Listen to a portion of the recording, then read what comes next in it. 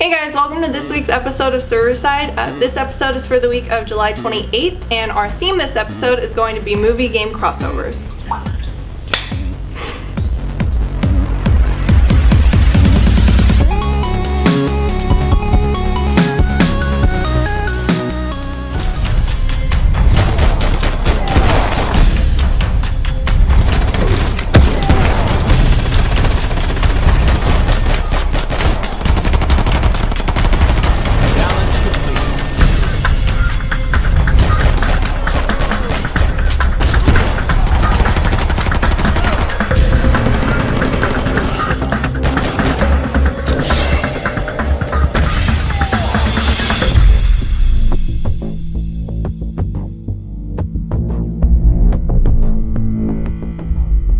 So when I first watched the trailers for the new movie, R.I.P.D, I thought it looked pretty funny, and apparently I was so incredibly wrong because everyone that I have ever talked to said this movie sucked and that the game was only marginally better.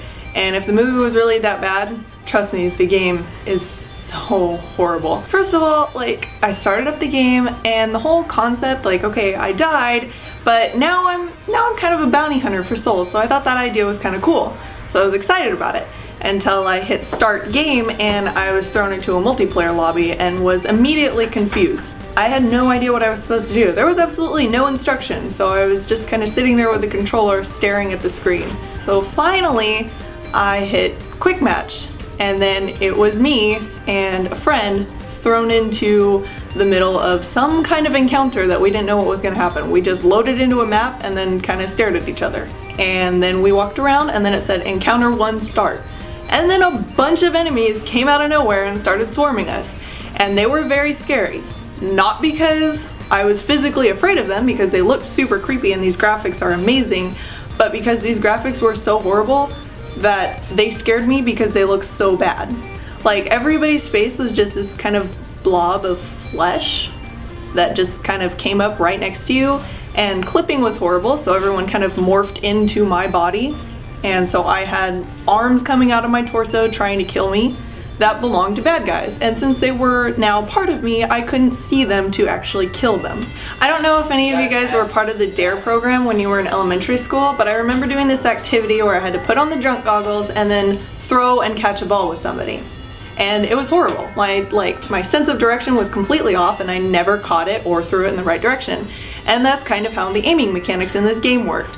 I really thought that I was aiming directly at somebody, even when I looked down the sights and everything, and somehow my bullets sprayed in the exact opposite direction in which I was looking. And there were no real levels or any kind of story system. It was all multiplayer, and then you just kind of loaded into each encounter. Encounter 1 finished and you loaded right into encounter 2. And there were 5 matches that you had to do, and the only time any semblance of a story showed up was in the final level, when you actually got to do things instead of just running around kind of shooting down anyone who came near you. You had a healing ability which you could use, which you never really needed. And then you had kind of some weapon abilities which would allow you to throw up a turret, which only worked about half the time if you were lucky. The only really cool ability that you got, which was your last one in a slot, was the fact that you got to just all of a sudden kill everybody in your general vicinity. But in order to load up your abilities, you have to kill a number of bad guys, and they're loaded 1, 2, 3, 4, 5, and your 5th one is always the good one. So you have to make it through before your chain ends, and then you'll get the good ability. Other than that, it totally sucks. The AI is also horrible. There's really nothing good about this game. All the bad guys rush you from one direction. Even if it's on a different map, it's basically built the same, so you can easily predict where they're coming from. And then even the ones that hang back, that have the guns, if you get close to them, they'll immediately try to bash your head in with the gun. It's so predictable, and it's a little pathetic at times. And even though it's predictable, it's difficult to effectively play because the gaming mechanics are so bad. This game was just It just wasn't good. There was absolutely nothing redeeming about it except for the fact that if you're incredibly bored out of your mind and you just need something to entertain you for a little bit, you can sit there and shoot down giant mobs of enemies for maybe 20 minutes and then you're done. It's not very exciting at all. I would recommend that you just don't play it, honestly. There are tons and tons of games that are way better than this out there, and I'm gonna give it a 3 out of 10 because as horrible as this game is, like I said, it's good for some quick mindless fun, but after that, just don't ever touch it again. If you're really that curious, go ahead and pick it up, but then just like get rid of it, sell it, I don't care. Gift it to somebody that you don't really like, and then that'll be perfect.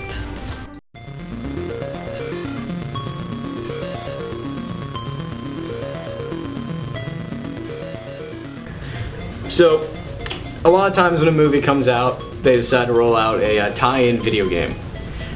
The Hobbit is not tying in with the Hobbit movies, it's not even tying in with the old cartoon. See, this studio had the rights to make a Hobbit video game around the time that the Lord of the Rings trilogy was coming out.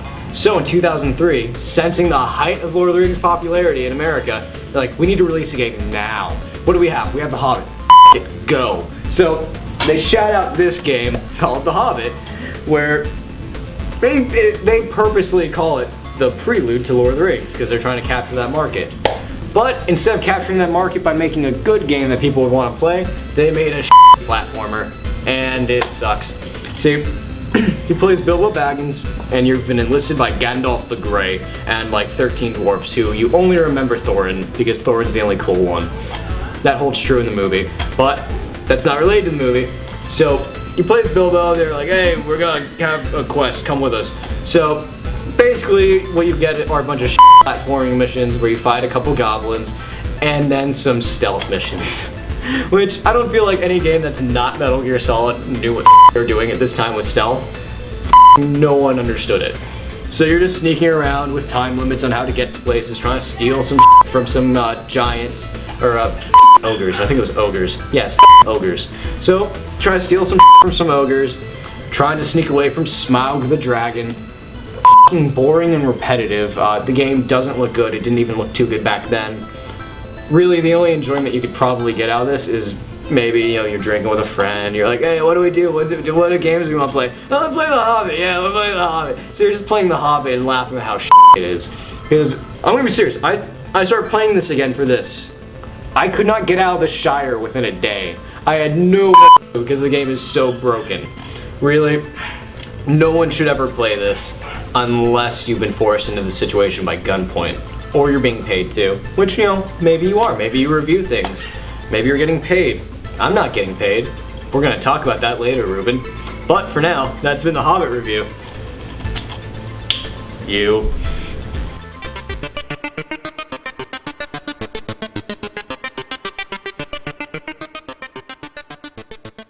Have you played Need for Speed Most Wanted? Well, Fast and Furious has nothing to do with that game. This is probably the worst racing game you'll ever play, the slowest mechanics and the lamest character design. We have characters from the movie like Han and of course Toretto, but when you're racing around you have your sloppy mechanics of shooting and aiming, which are actually shooting closer to the right when you're aiming to the left. All I'm gonna say is don't pick it up, don't rent it, don't buy it, don't let your friends know that you even thought about it. Just ignore it. I give this game seriously a 2 out of 10. That's it.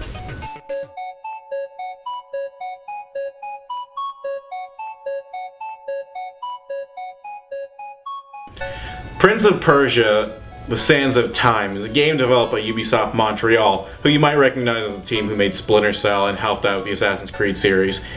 And Prince of Persia: Sands of Time is one of my favorite games of all time.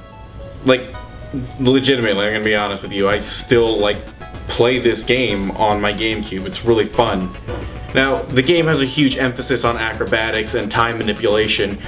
Most of the game is spent traversing through the palace as the prince is trying to stop this evil, mage or whatever. His name is Vizier or something. He's basically Jafar from Aladdin because his whole plan is to take power from the Sultan and I guess his daughter or something, I guess, or the princess.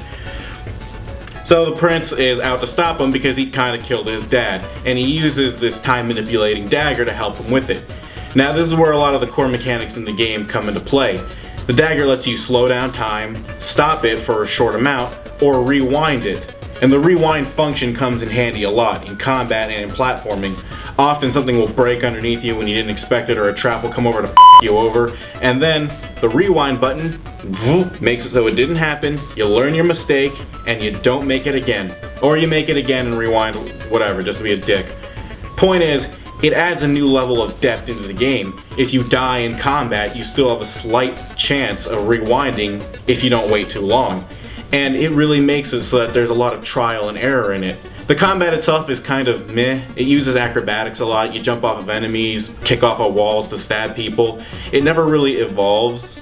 Like, there are new enemies that help kind of change it up, but there's never enough to make it feel new every time. The platforming is great though. It's fast, fluid. It was a lot like a prelude to Assassin's Creed. A lot of the elements from Assassin's Creed were originally used in Sands of Time, and they're implemented really well. It translates seamlessly between platforming sections and combat sections, and that's something you really don't see a lot in games that try to do both. Combat's kind of hack and slash. You go around, you stab different enemies, and you have to absorb their life force or sand in order to be able to use your time manipulating powers, because this meter doesn't regenerate. You have to go out and face enemies no matter how tough or tedious it may seem. That seems like a bad thing at times, but it just means that you're always confronting problems and not trying to avoid them. The characters are also pretty great in this. The prince never has a name, but he's some young, brash ass. He's kind of like Ezio now that I think about it. He's just some young, brash asshole who slowly learns that, hey, maybe I'm not like, maybe there's a better way to do these things. I don't have to just be this kind of person all the time. And then there's Farah, who's a really good character foil to him. She's in her best self-interest. She always tries to like steal the dagger from him because she wants things to work out for her, not necessarily work out for everybody, because she thinks she has the best interest at heart. Well, no shit, because she's trying to make things work for her. But you know what I mean. And she's a non-playable character. She helps you out. She shoots arrows, points out where you're supposed to go if you can't figure out where to go. And she can die if she gets overwhelmed in combat. She can hold her own, but if she gets mobbed and you don't do anything to help her, game over. You know, unless you rewind. Anyway, it's a really great game, and it's available on all last generation consoles. Well, whatever, the PlayStation 2 era, I guess the Xbox 360 era would be last generation of time this is making, but whatever. And it was released recently on PS3 in HD. So if you can get that version, go for it. I haven't, but I figure it's great because the game still holds up today.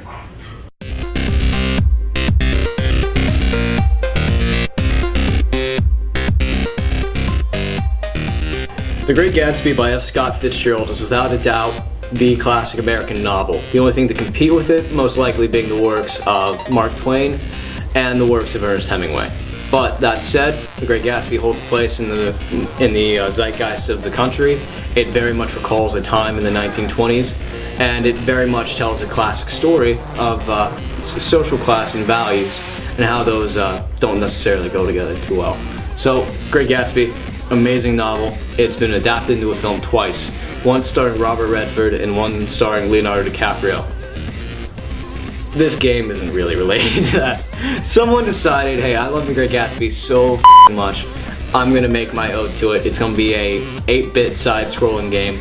It'll be released online for free, and it sees you play as Nick Carraway as you would navigate Gatsby's parties in various situations in the novel. You have to fight staff, you have to throw like plates or some shit. I can't even remember what it is, but you throw stuff, that's your thing, you jump. It's just a really fun throwback to old school games while also guiding you through the greatest American novel. I played that game instead of rereading the book for a essay I'd write about it. I basically got the same out of it. It even gives you quotes. Really, this is the game to play if you want to pass your English final. So please, search up The Great Gatsby game. We'll have a link to it in the description box, you know, down there. So, good game, good book. You should probably read the book.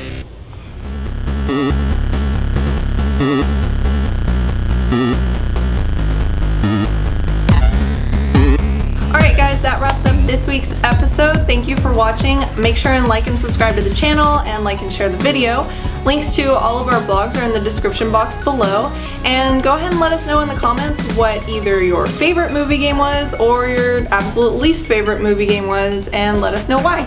So once again, thank you for watching, and make sure and stay tuned for next week's episode. Further? Are you jumping? Did that make you jump? Oh gosh! I forgot he did that before, like a minute. Yes, it did. Wow. Go ahead.